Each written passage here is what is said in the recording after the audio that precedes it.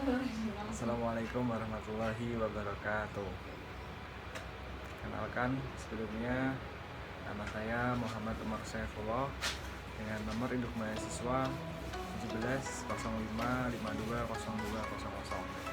Saya di sini mahasiswa dari program studi akuntansi Fakultas Ekonomika dan Bisnis Universitas Unisbank Semarang.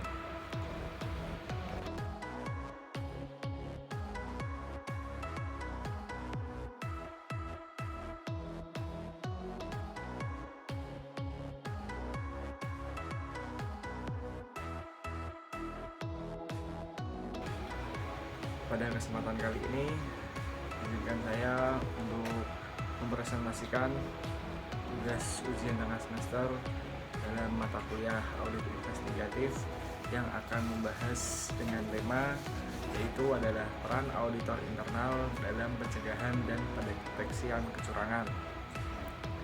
Di sini ada beberapa materi yang akan saya sampaikan, yaitu diantaranya yang pertama ada fenomena yang berkaitan dengan kecurangan, kemudian yang kedua ada teori kecurangan atau Diamond teori, kemudian yang ketiga ada komponen pengendalian internal, kemudian materi yang keempat ada peran internal auditor dalam mencegah dan mendeteksi kecurangan.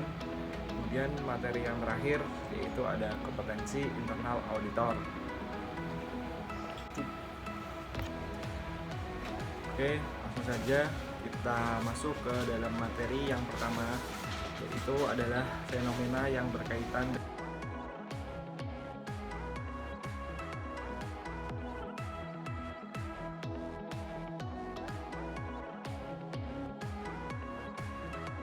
dengan kecurangan.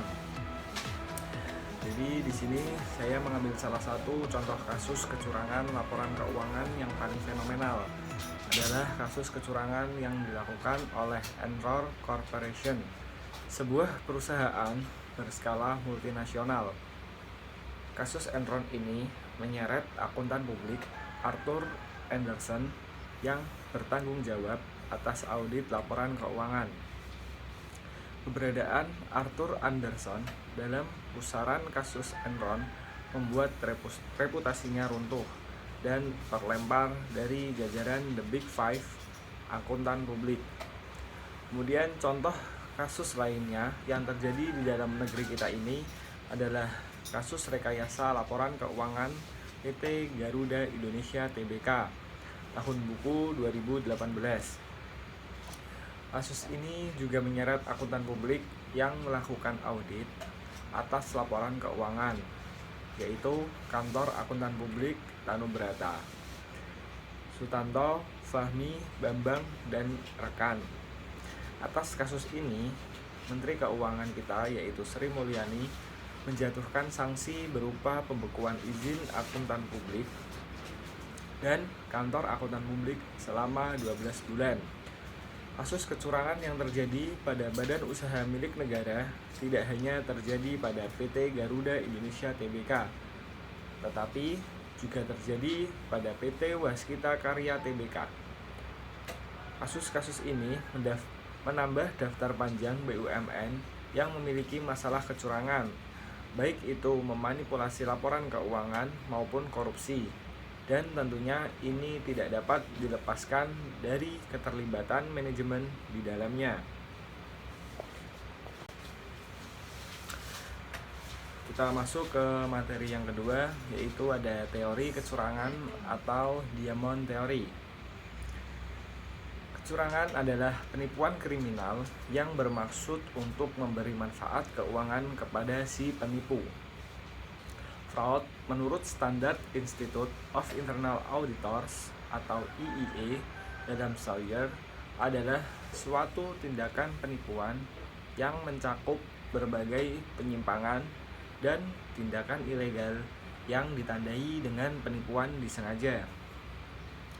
Dari sejumlah definisi di atas dapat disimpulkan bahwa fraud mengandung beberapa unsur, yaitu yang pertama ada tindakan yang disengaja, yang kedua ada kecurangan, dan ada keuntungan pribadi atau kelompok atau kerugian di pihak lain.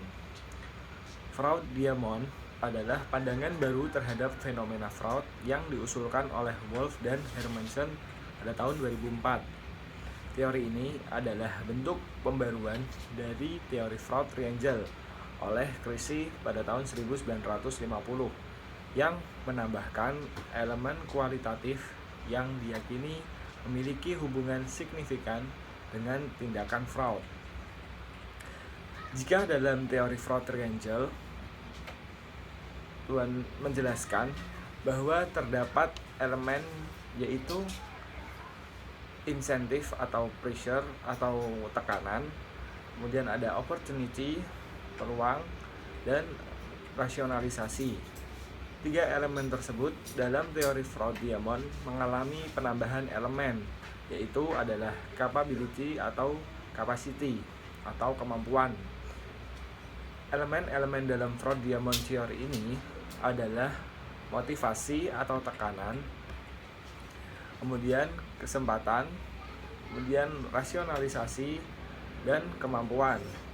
Masih terbatasnya penelitian yang menggunakan elemen fraud Diamond theory untuk mengetahui faktor-faktor yang mempengaruhi kecenderungan kecurangan di sektor pemerintahan, khususnya di perguruan tinggi negeri, membuat peneliti tertarik untuk melakukan telaah pustaka dengan menggunakan elemen-elemen dalam konsep fraud Diamond theory dengan mereplikasi dan memodifikasi penelitian-penelitian sebelumnya. Kajian pustaka ini berusaha untuk mendeskripsikan faktor-faktor yang menyebabkan terjadinya kecenderungan perilaku fraud di perguruan tinggi negeri dengan menggunakan konsep fraud Diamond theory. Dengan masih tingginya tingkat fraud di Indonesia, maka kajian pustaka ini menjadi penting dilakukan karena untuk mengetahui faktor-faktor penyebab terjadinya fraud berdasarkan konsep fraud Diamond theory ini. Kemudian adapun elemen-elemen dari fraud Diamond theory, yaitu yang pertama adalah tekanan atau pressure. Tekanan atau pressure adalah keinginan karyawan untuk bertindak fraud karena adanya tekanan dari pihak internal maupun eksternal. Biasanya, dorongan atau tekanan situasional tersebut timbul karena adanya masalah keuangan. Tetapi bisa juga terjadi karena gejala-gejala tekanan lainnya, seperti tekanan pekerjaan, gaya hidup, dan lain sebagainya. Risley dan Yuki menyebutkan bahwa adanya ketidakpuasan karena kompensasi yang tidak memadai atau pekerjaan yang menjemukan juga dapat mendukung insiden-insiden pencurian oleh para pekerja.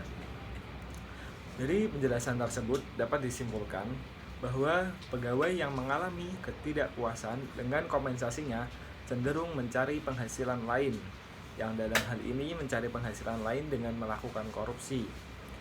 Faktor penyebab fraud lainnya yang terkait dengan motivasi atau tekanan adalah keadilan organisasi dan tekanan situasional.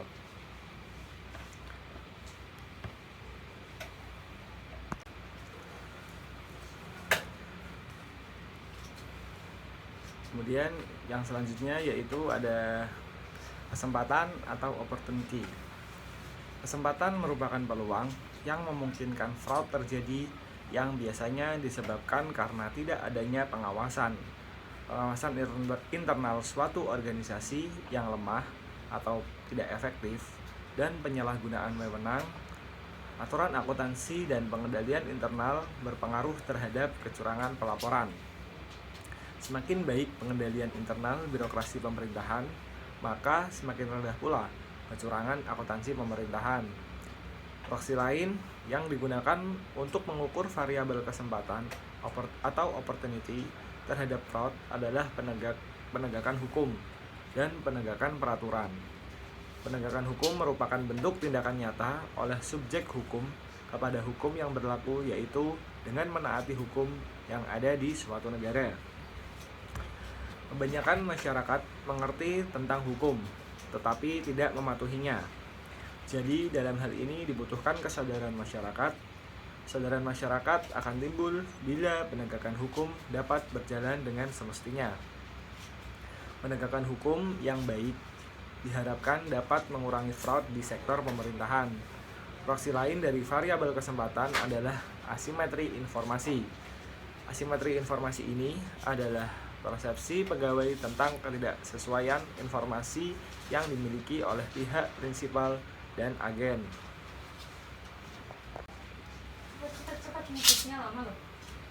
Selanjutnya yaitu ada rasionalisasi atau rationalization. Elemen fraud Diamond yang ketiga adalah rasionalisasi ini, yang merupakan pemikiran yang menjustifikasi tindakannya sebagai suatu perilaku yang wajar, yang secara moral dapat diterima dalam suatu masyarakat yang normal. Pelaku fraud selalu berusaha untuk melegitimasi perbuatannya dengan berupaya untuk mencari-cari alasan. Hal ini dilakukan untuk menenangkan perasaan yang bersangkutan, sehingga jika dilakukan tidak menimbulkan ketakutan dalam dirinya.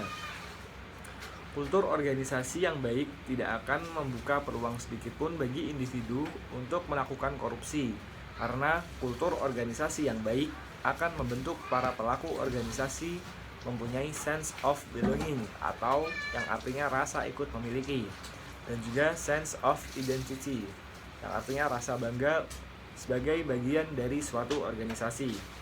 Selanjutnya, Wolff dan Hermansen menyebutkan bahwa kemampuan individu atau capability adalah sifat-sifat pribadi dan kemampuan yang memainkan peran utama yang menyebabkan fraud benar-benar terjadi, bahkan dengan kehadiran 3 elemen lainnya.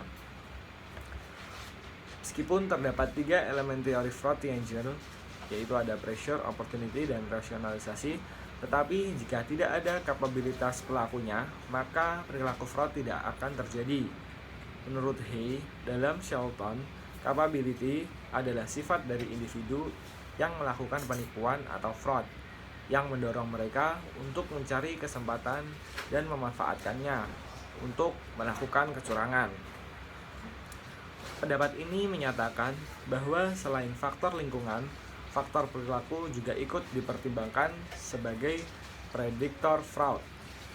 Kapabilitas dapat mengakibatkan ancaman sangat parah karena pelaku di dalam organisasi merupakan orang yang memiliki kekuasaan serta memiliki kecerdasan serta memahami sistem di dalam organisasi tersebut.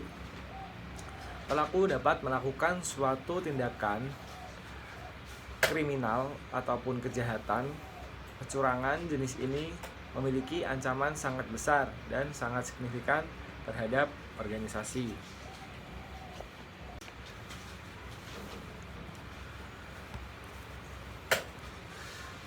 Kemudian yang selanjutnya yaitu ada kemampuan.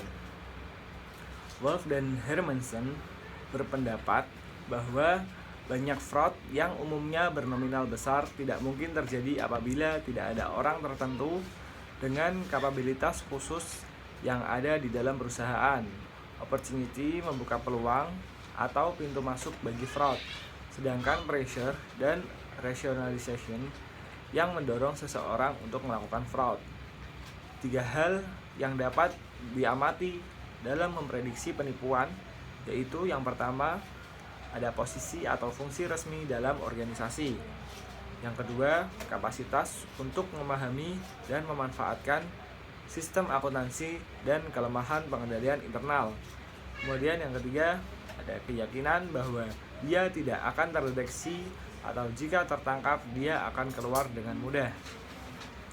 Fraud merupakan tindakan yang jelas-jelas bertentangan dengan nilai-nilai dalam masyarakat, karena tindak fraud menimbulkan banyak kerugian baik secara material maupun secara moral. Misalnya, hancurnya reputasi organisasi, kerugian organisasi, kerugian keuangan negara, rusaknya moral karyawan, serta dampak-dampak negatif lainnya. Teori legitimasi berfokus pada interaksi antara perusahaan dengan masyarakat. Teori ini menyatakan bahwa organisasi adalah bagian dari masyarakat, sehingga harus memperhatikan norma-norma sosial masyarakat karena kesesuaian dengan norma sosial dapat membuat perusahaan semakin legitimate. Operasi perusahaan harus sesuai dengan harapan dari masyarakat. Digen menyatakan, legitimasi dapat diperoleh manakala terdapat kesesuaian antara keberadaan perusahaan tidak mengganggu atau sesuai dengan eksistensi sistem nilai yang ada dalam masyarakat dan lingkungan. Ketika terjadi pergeseran yang menuju ketidaksesuaian, maka pada saat itu legitimasi perusahaan dapat terancam. Oleh karena itu, untuk menjaga eksistensi dan legitimasi perusahaan di mata masyarakat, suatu perusahaan atau organisasi pasti akan menjalankan tata kelola organisasi yang baik dengan mengefektifkan pengendalian internal untuk mencegah dan menghindari tindak fraud yang merugikan. Salah satu upaya pencegahan yang dapat dilakukan adalah dengan mengetahui faktor-faktor yang menyebabkan terjadinya perilaku fraud.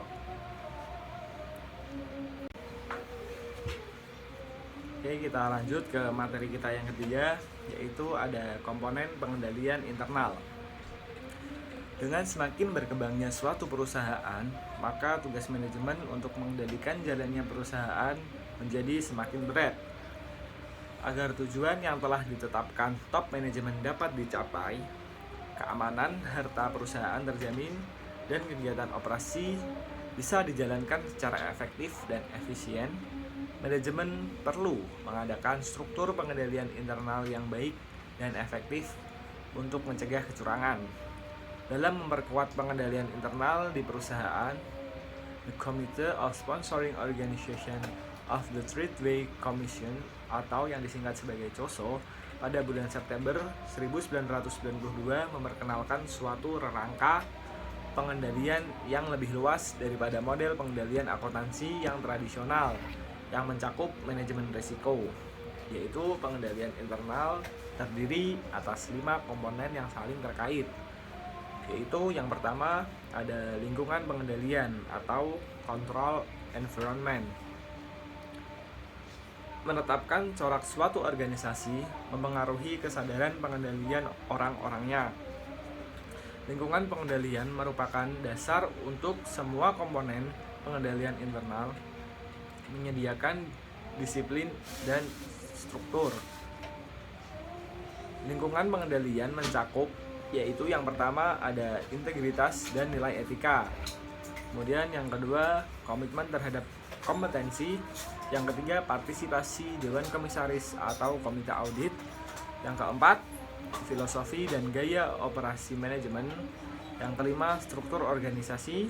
Yang keenam, pemberian wewenang dan tanggung jawab. Dan yang ketujuh, kebijakan dan praktik sumber daya manusia. Kemudian yang kedua, penaksiran risiko atau risk assessment adalah identifikasi entitas dan analisis terhadap risiko yang relevan untuk mencapai tujuannya. Membentuk suatu dasar untuk menentukan bagaimana risiko harus dikelola. Risiko dapat timbul atau berubah karena keadaan berikut. Yang pertama, perubahan dalam lingkungan operasi. Yang kedua, ponsel baru. Yang ketiga, sistem informasi yang baru atau diperbaiki. Yang keempat, teknologi baru.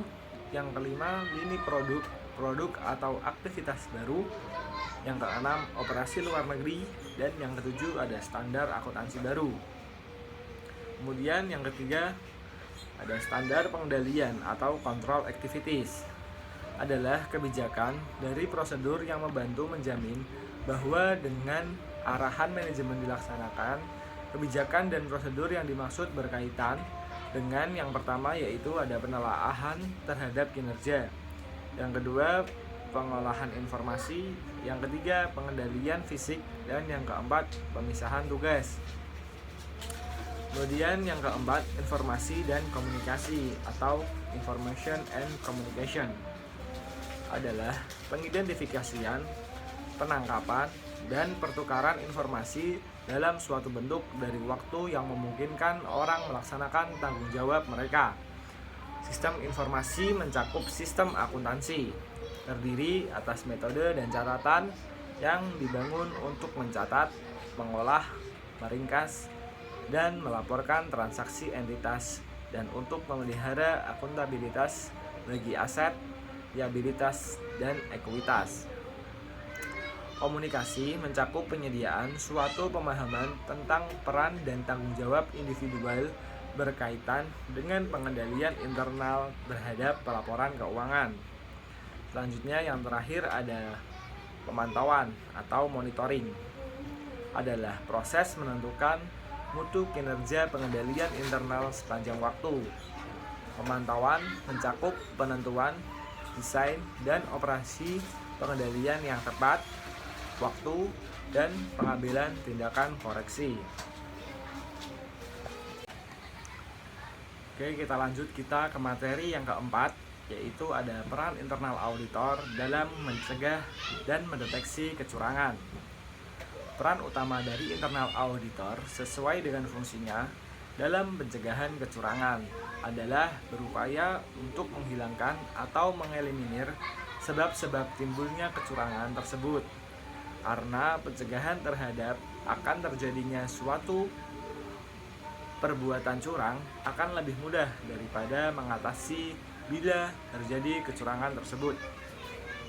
Peran auditor internal adalah sebagai alat bantu bagi manajemen untuk menilai efisiensi dan keefektifan pelaksanaan struktur pengendalian internal perusahaan, kemudian memberikan hasil berupa saran atau rekomendasi dan memberi nilai tambah bagi manajemen yang akan dijadikan landasan mengambil keputusan atau tindak selanjutnya. Kedudukan auditor internal dalam struktur organisasi sangat mempengaruhi keberhasilannya dalam menjalankan tugas. Kedudukan tersebut memungkinkan auditor internal dapat melaksanakan fungsinya dengan baik, serta dapat bekerja dengan luas dalam arti independen dan objektif.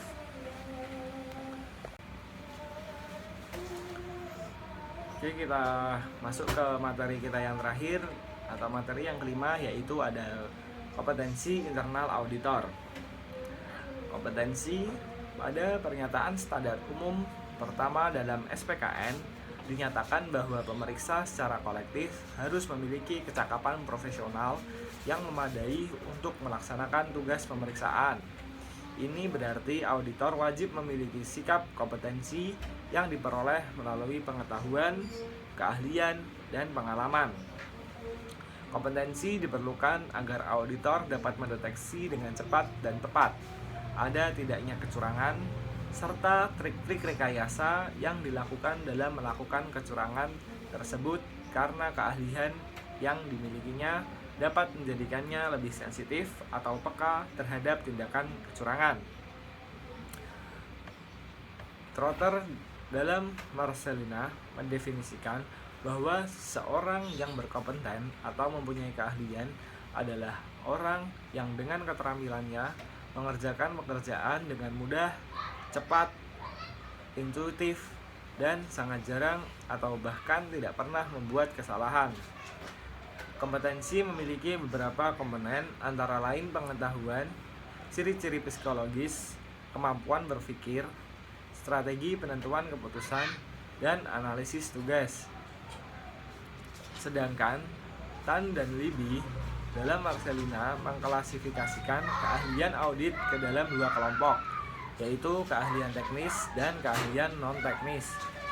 Keahlian teknis merupakan kemampuan dasar auditor dalam bentuk pengetahuan prosedural dan keahlian lain yang masih dalam lingkup akuntansi secara umum dan auditing. Sedangkan keahlian non-teknis merupakan kemampuan auditor yang dipengaruhi oleh faktor personal, seperti karakteristik psikologi, kemampuan analitik, dan berpikir logis, serta strategi pembuatan keputusan. Kompetensi diukur dengan beberapa instrumen, yaitu dengan memasukkan unsur kemampuan, keahlian, dan pengalaman.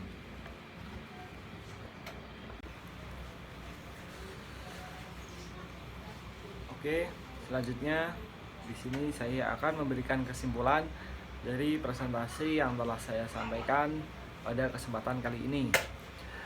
Kesimpulan yang pertama yaitu adalah kecurangan adalah suatu tindakan penipuan yang mencakup berbagai penyimpangan dan tindakan ilegal yang ditandai dengan penipuan disengaja. Kesimpulan yang kedua, salah satu contoh kasus kecurangan laporan keuangan yang paling fenomenal adalah kasus kecurangan yang dilakukan oleh Enron Corporation, sebuah perusahaan berskala multinasional. Kemudian kasus Enron ini menyeret akuntan publik Arthur Andersen yang bertanggung jawab atas audit laporan keuangannya. Kemudian kesimpulan yang ketiga, ada teori fraud Diamond memiliki 4 elemen, yaitu ada tekanan, kesempatan, rasionalisasi, dan kemampuan. Kemudian kesimpulan yang keempat, peran internal auditor sangat dibutuhkan sesuai dengan fungsinya dalam pencegahan kecurangan adalah berupaya untuk menghilangkan atau mengeliminir sebab-sebab timbulnya kecurangan.